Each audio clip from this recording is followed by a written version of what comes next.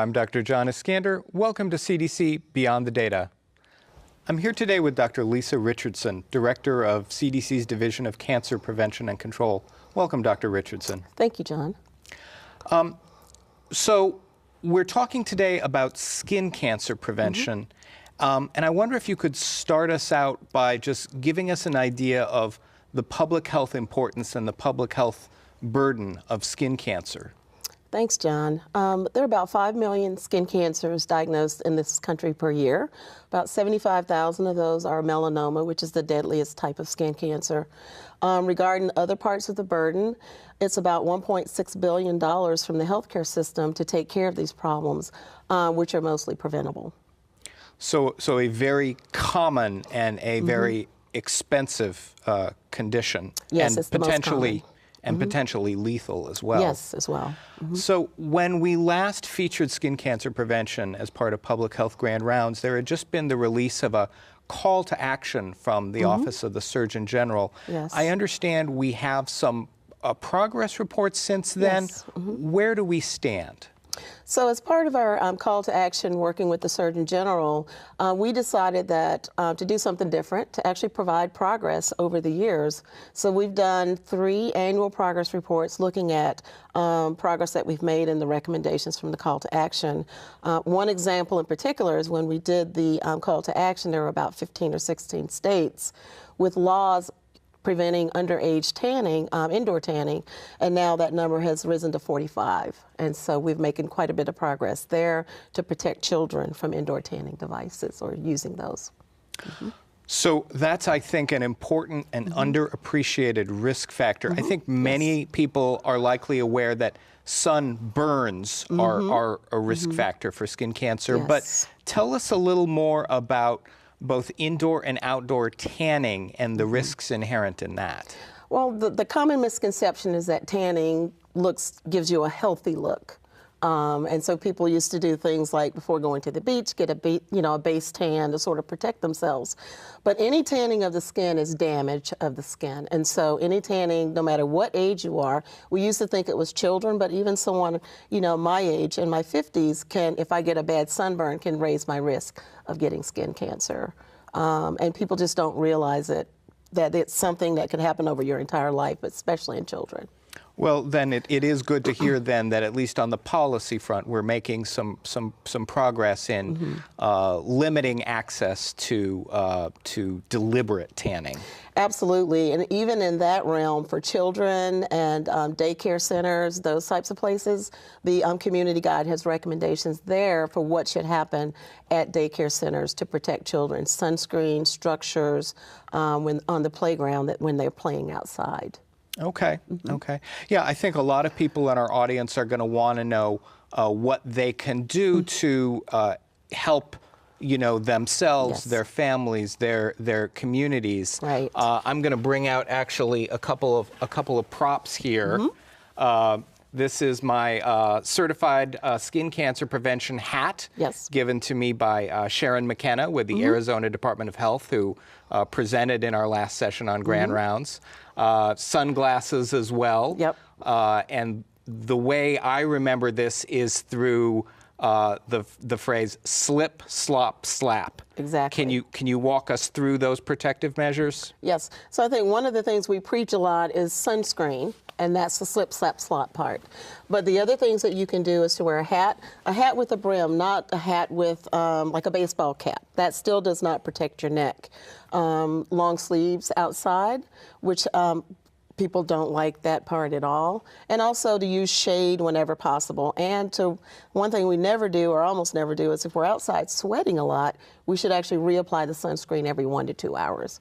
The kids come out of the water, reapply, or yourself if you were swimming, to do that regularly, not just once. So important protective measures. Could you talk a lot about, I think there may be also misperceptions about, do these apply to people of all skin types? Specifically, do these recommendations apply to people of color? So it's really hard. So we think, you know, if you're African American with darker skin, that you're not at risk, but that's not true, because the main reason people are at risk are sunburns. And if you stay outside long enough, almost anyone can sunburn. So if we should be aware that the risk may be lower, but you still need to protect yourself: hat, glasses, sunscreen, you know, cover yourself up. And there is evidence, I think, of some health disparities in the stage at which skin cancers are diagnosed in African Americans. Is that correct? Yeah, so African Americans tend to be diagnosed with higher stage of skin cancer at diagnosis. But one of the problems with that, or what we just talked about, is I think a lot of people are not aware that they're at risk for skin cancer and may see things or feel things that they don't follow up on. And providers as well. We think sometimes that people of darker skin aren't at risk either, and we don't take it quite as seriously as we should. So that really raises the issue of healthcare providers. I understand there are some updated recommendations about skin cancer prevention for healthcare providers. Could you summarize those for our audience?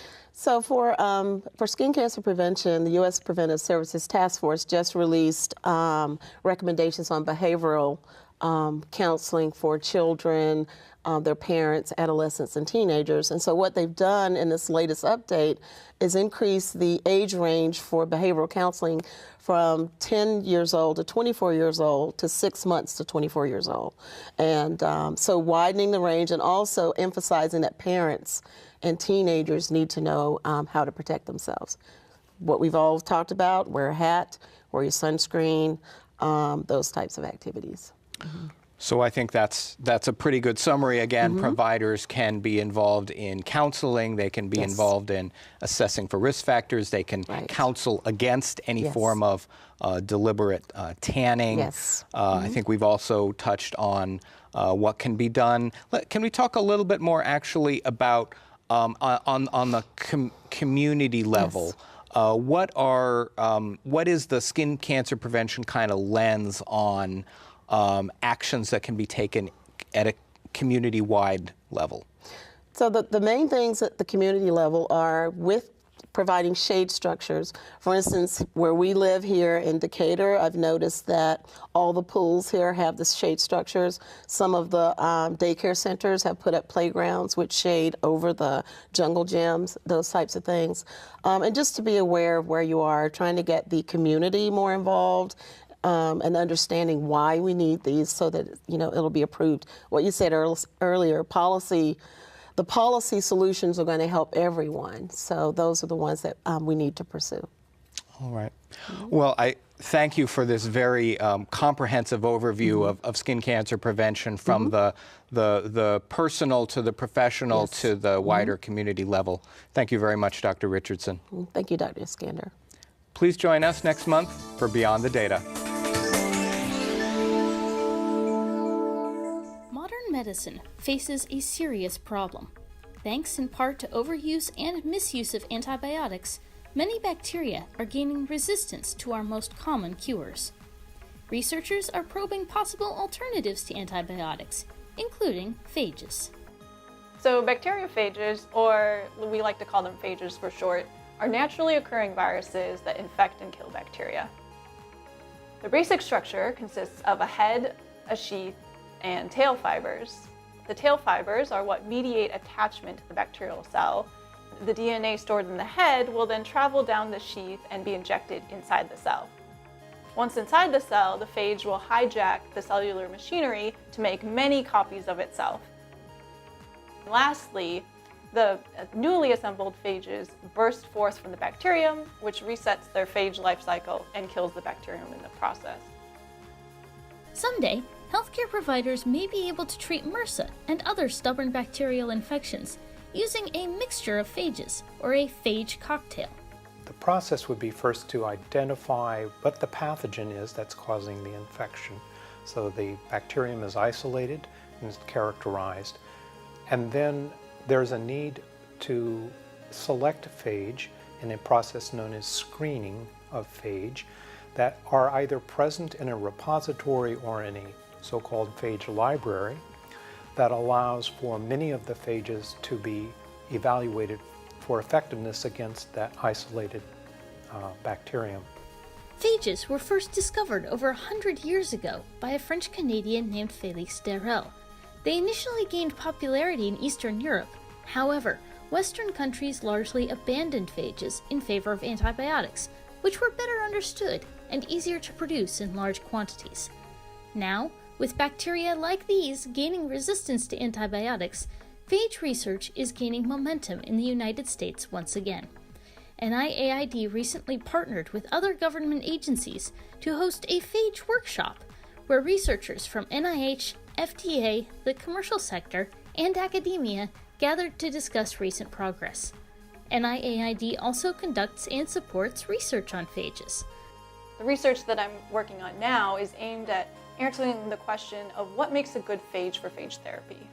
There's a diversity of phages out there, and how do we choose or engineer the best phages for use for therapeutic purposes?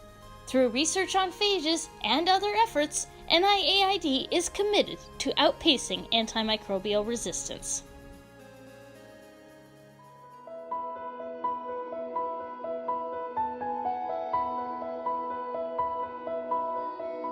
I come to the VA each day with a purpose.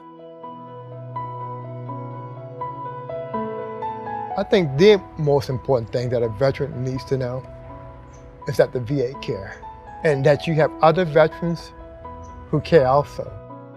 The VA has created such an environment that feels safe, that feels structured, that feels caring. I'm not apprehensive. The trust, the barriers have been broken down a little bit.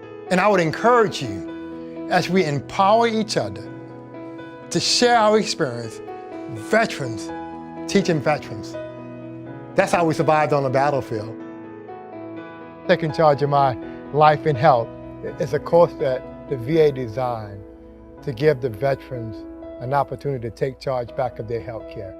The programs are catered for us to help us, for veterans to help veterans, veterans to educate veterans, and provide opportunities that didn't exist before, to break you out of your shell, to get you off the couch, to get you to not feel like you're alone in the world. You have to relate to people. You have to have community. You have to serve others who serve you. All right, well, we have a new face in the crowd today. Miss Tina, please say hi to Tina. Hi, Tina. Through art, through creativity, through education and knowledge, and sharing our stories and bonding and connecting, we could expand out and do fun things together and experience life. This is my willow tree with my Toy Story blue sky. You need those as much as you need the tree to help those rough days. When you see something beautiful, you can kind of relax a little bit. So that's my willow tree. And thank you for this experience. I really appreciate it. And you're gonna find that what really matters most to you, that question is gonna be asked. And you're gonna be able to take charge of your health with your physician helping you to reach your goals. Not their goals, but your goals and your goals in life. People actually look at me. They listen to me. They take the time. I have timely appointments. If my appointment starts at this time, I am seen at this time. To have a personalized health plan, something to navigate you through things that matters most in your life, and setting smart goals that centers on what matters most to you. And seeing the growth and the care that whole health brings, you're gonna realize things about yourself that you never thought you were okay to explore before, and you'll be happier and healthier at the end of it.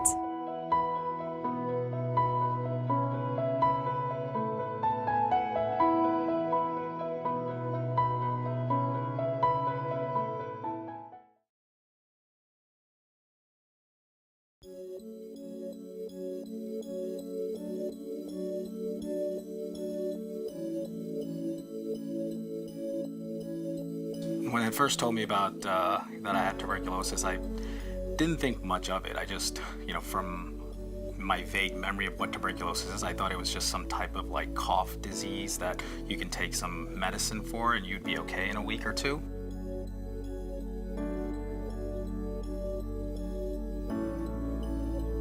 But I didn't know much about drug-resistant tuberculosis, and the the one thing that concerned me the most was the length of the treatment. So now it went from 6 to 9 months at most to now 18 to 24 months, and that was kind of at that time where I was like, all right, now I'm facing a more difficult challenge health-wise, and to try to get through it. But again, I was disheartened, but still hopeful that it wouldn't have that much of an effect on me. But I underestimated. I didn't underestimate the disease. I underestimated the toxicity of the drugs that I was taking, and the length of the treatment is where I had my, I struggled with the most.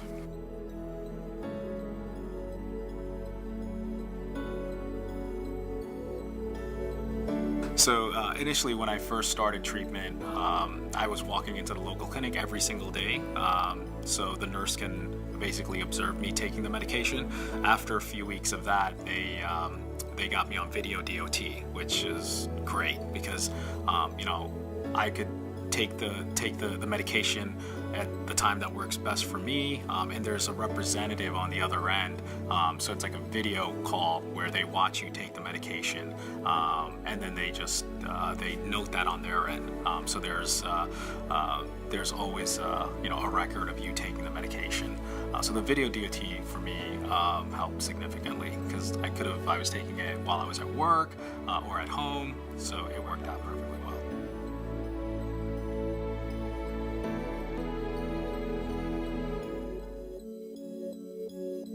My life now, as compared to my life going through treatment, it's a complete 180. I feel better physically. I feel healthier. Mentally, I feel normal. I'm focused. I'm happy. I'm optimistic. And having gone through that experience, I think has just made me a lot stronger. Being able to help people out of that experience has actually made my life feel more fulfilling. So it's a complete 180 from where I was during the treatment. And now, I'm in a great space.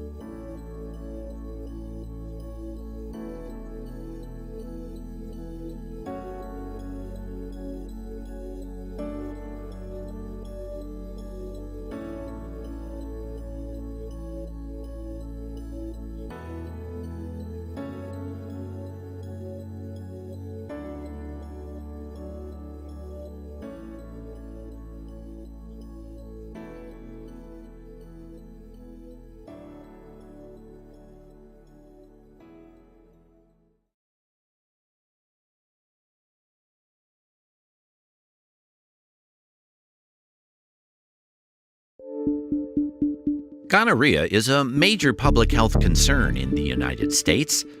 More than 800,000 new infections occur each year, but because many people don't have symptoms, fewer than half are detected and reported to CDC.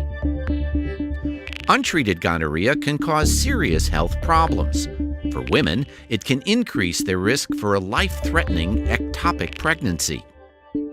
And for men and women, the infection can cause conditions that can lead to infertility. It can also increase a person's risk of getting or giving HIV. Medication to treat gonorrhea has been around for decades, but the bacteria has grown resistant to nearly every drug ever used to treat it. In the 1980s, resistance to penicillin and tetracycline grows, and they are no longer recommended to treat gonorrhea. Fluoroquinolones are the leading drugs to treat gonorrhea in the 1990s, but the bacteria was adapting to the drugs. By the 2000s, resistance to fluoroquinolones steadily takes hold. CDC modifies treatment recommendations throughout much of the decade to keep pace. In 2000, the drug is no longer recommended to treat people infected in Asia or the Pacific Islands. By 2002, this recommendation extends to California. By 2004, CDC no longer recommends it for men who have sex with men in the United States. By 2007, resistance is so widespread that CDC no longer recommends fluoroquinolones to anyone in the U.S. to treat gonorrhea. Only one class of antibiotics, known as cephalosporins, remains to treat the infection. There are two main cephalosporins to treat gonorrhea, the oral drug cefixime and the injection ceftriaxone. In 2010, CDC takes additional measures to combat resistance, recommending dual treatment with either cefixime or an increased dose of ceftriaxone and azithromycin or doxycycline. But just 2 years later, in 2012, CDC updates treatment recommendations again in response to data suggesting the oral cephalosporin cefixime is becoming less effective and gonorrhea has become harder and harder to treat. Today, we are down to one last recommended treatment option, dual treatment with an injection of ceftriaxone and an oral dose of azithromycin. Little now stands between us and untreatable gonorrhea. There are already troubling signs with the last recommended treatment. Abroad, infections resistant to ceftriaxone have been detected in several countries. And within the U.S., while not common, resistance to azithromycin has been found. The U.S. hasn't seen treatment failure when using these two drugs together, but drug resistance is rising, and the pipeline for new drugs is shrinking. Our last treatment option won't last forever. We must keep drug-resistant gonorrhea as a leading priority. Learn more at cdc.gov/std/gonorrhea/ARG.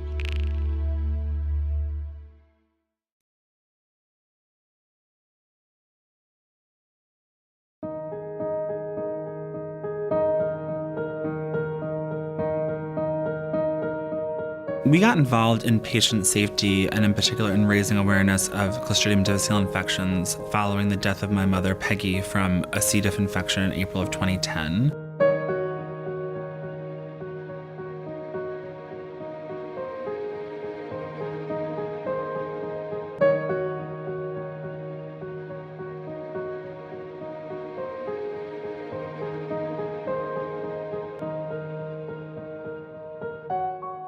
Before she got sick, my mother was a kindergarten teacher in Brooklyn Public Schools, and she was probably the best person that I've ever known.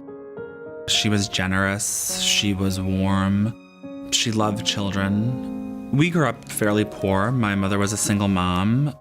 She put herself through college and became a kindergarten teacher, and she put me through college, and she raised us, despite our meager circumstances, to believe that we could do and be anything. When my mother died from a disease that we'd never heard of, we were determined to A, to understand it, and B, to combat it, to spare other families the loss that we had suffered.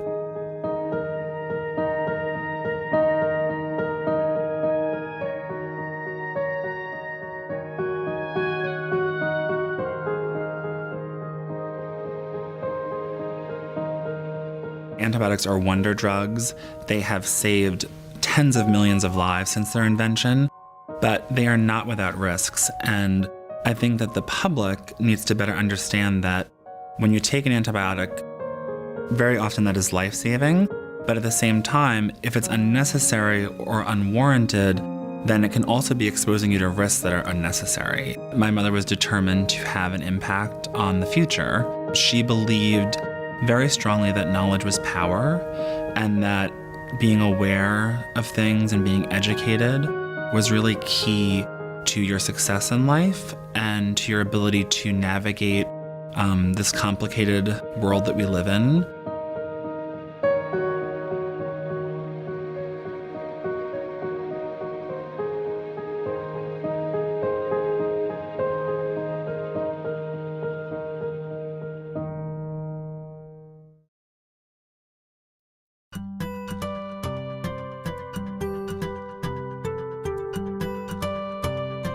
If I had to say something directly to HIV, I would have to say that you do not define me.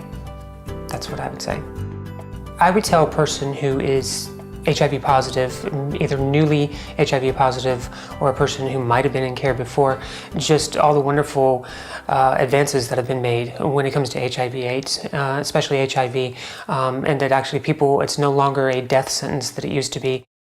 When I was first HIV positive, I was full-blown AIDS. The time was very different. The medicines weren't as good as they had now. I weighed 70 pounds. When I first saw myself in the mirror, I cried. Again, it was different back then, but it was very devastating for me.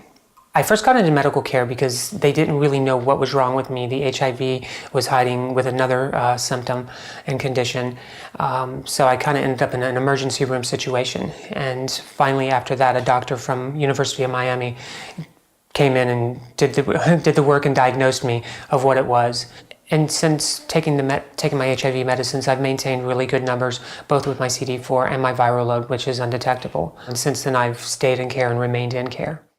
If I was talking to a person who was just recently diagnosed and they were probably very afraid, I would want to break it down in simpler terms as to what the viral load is as far as the amount of HIV per unit in your blood. But also I'd want to be a little bit more compassionate and explaining to them that it's going to be okay.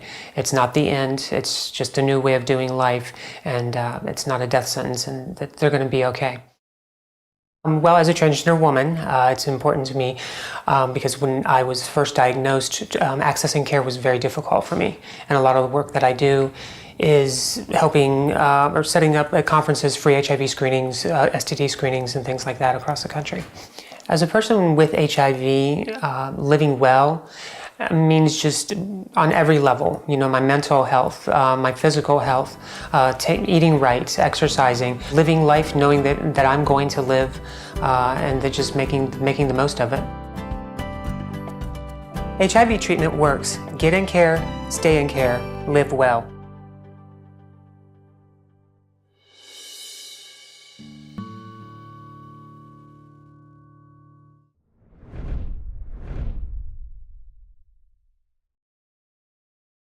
Penicillin was discovered in England in 1928. However, the work leading to large-scale production actually took place in Peoria and was led by scientists with USDA's Agricultural Research Service. As Europe and the Pacific burned during the dawn of World War II, the ARS lab in central Illinois had nearly everything it needed to begin mass penicillin production. Everything, that is, except for the right fungus strain. The final piece of the puzzle arrived unexpectedly on a piece of aging fruit. In the summer of 1943, an unidentified housewife came to the front door and said, "Here, I've got a moldy cantaloupe. Will this be useful?" And it turned out that it had the strain for penicillin production. Private companies were reluctant to invest in risky research. If you could guarantee that you'd have a product, then private industry would be interested, but you can't guarantee it. This is science. And so it was very appropriate to come to a government lab where riskier science can be done. Mass-producing penicillin was critical for treating service members during World War II, and so began a medical revolution treating life-threatening infections and illnesses that continue to this day. At age 3, I contracted nephritis, a lethal kidney disease, and only with massive doses of penicillin did I survive. So I owe a debt to ARS because of the work they did with penicillin. The original penicillin strains are still here in the ARS Culture Collection at the National Center for Agricultural Utilization Research. In Peoria, Illinois, for the U.S. Department of Agriculture, I'm Pat O'Leary.